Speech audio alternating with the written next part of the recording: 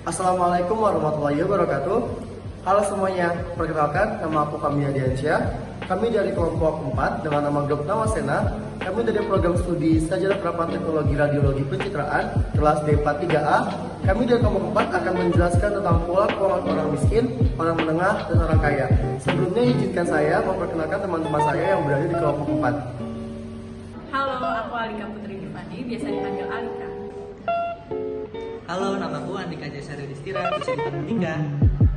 Halo, nama aku Brilian Ibnu Bakti, bisa dipanggil Bi. Halo, nama aku Dito Rahmanika Putra, biasa dipanggil Dito. Halo, nama saya Fauzan Dino, biasa dipanggil Fauzan. Halo, nama aku Indah Bencana, biasa dipanggil Ida.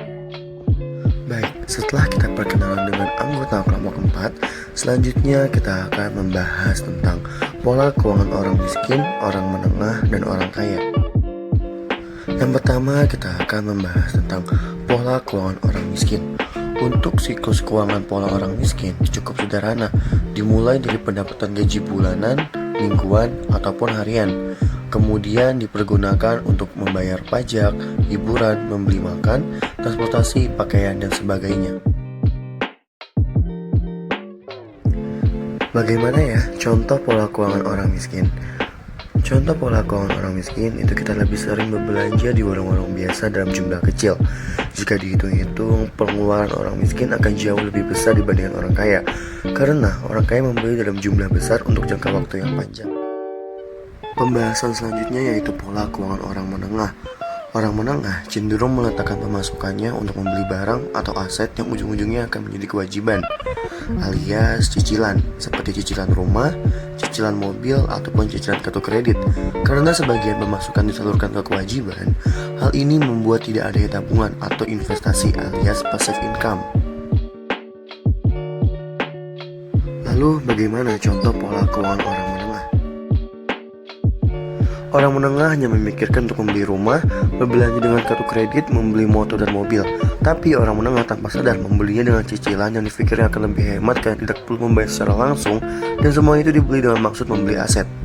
Selanjutnya kita akan membahas pola keuangan orang kaya. Siklus keuangan orang kaya cenderung menyalurkannya ke aset produktif dibandingkan ke pengeluaran konsumtif. Mereka menggunakan uangnya dengan bijaksana, membelanjakan uangnya hanya untuk memenuhi kebutuhan pokoknya. Dan sisanya mereka akan salurkan untuk membeli aset produktif seperti saham, reksadana, obligasi, atau properti yang menjanjikan untuk masa depan. Bagaimana sih contoh pola keuangan orang kaya? Orang yang kaya mendapatkan gaji 10 juta rupiah, lalu dia mengalokasikan keuangannya untuk berbelanja hanya dalam rangka pemenuhan kebutuhan pokoknya. Artinya hanya sedikit dari total gaji yang ia dapat gunakan untuk belanja konsumtif. Lalu sisa dari gajinya yang ada ia gunakan untuk belanja aset atau investasi yang nantinya dari sana akan menghasilkan passive income untuk dirinya.